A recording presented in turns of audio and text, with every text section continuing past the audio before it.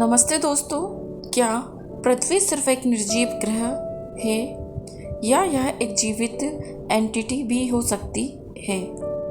हम बचपन से सीखते हैं कि अर्थ एक प्लैनेट है, पत्थर, पानी, हवा और लाइफ का कॉम्बिनेशन। लेकिन क्या होगा अगर अर्थ सिर्फ एक ऑब्जेक्ट नहीं बल्कि एक लिविंग सिस्टम हो?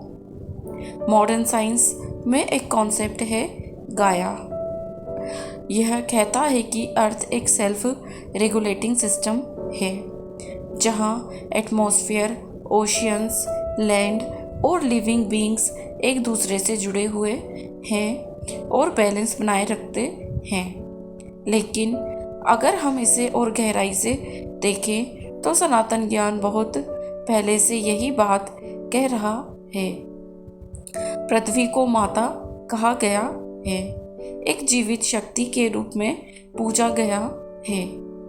अगर आप ध्यान से देखें, अर्थ खुद को हील करती है, इकोसिस्टम बैलेंस मेंटेन करता है, नेचर हर डिस्टरबेंस के बाद खुद को रीस्टोर करती है। यह सब क्या दर्शाता है? एक इंटेलिजेंट सिस्टम, एक लिविंग कॉन्शियसनेस। कभी आपने महसूस किया है कि कुछ जगहों पर जाकर अचानक शांति मिलती है और कुछ जगहों पर बेचैनी महसूस होती है? यह सिर्फ इन्वायरमेंट नहीं है, यह अर्थ का एनर्जी सिस्टम है। अगर अर्थ एक लिविंग एंटिटी है तो हम क्या हैं? हम उसके ऊपर रहने वाले लोग नहीं, हम उसके सिस्टम का हिस्सा हैं। जैसे शरीर में सेल्स होते हैं, वैसे ही हम अर्थ के सेल्स की तरह हैं। हमारे एक्शंस एनवायरनमेंट को अफेक्ट करते हैं और इनडायरेक्टली अर्थ की एनर्जी को भी।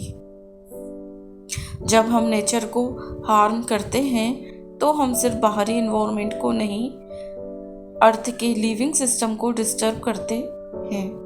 और जब हम रिस्पेक्ट और हार्मनी में जीते हैं, हम उसी सिस्टम के साथ अलाइन हो जाते हैं। इसका मतलब यह है कि अर्थ कोई डेड प्लैनेट नहीं है, यह एक जीवित चेतना है जो हमें सपोर्ट कर रही है और हमारी जर्नी का हिस्सा है। पृथ्वी सिर्फ रहने की जगह नहीं, यह एक जीवित शक्ति है जिसके साथ हम जुड़े हुए हैं। हरे कृष्णा।